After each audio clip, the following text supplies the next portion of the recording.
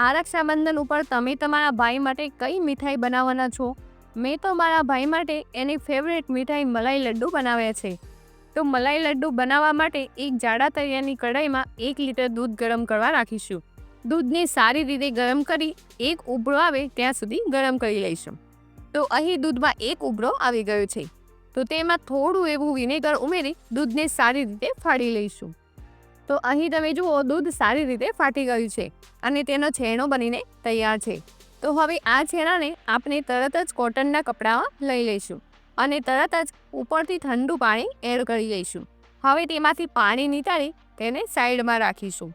હવે બીજી પેનમાં થોડું પાણી ઉમેરી દઈશું અને તેમાં વધેલું દૂધ એડ કરીશું.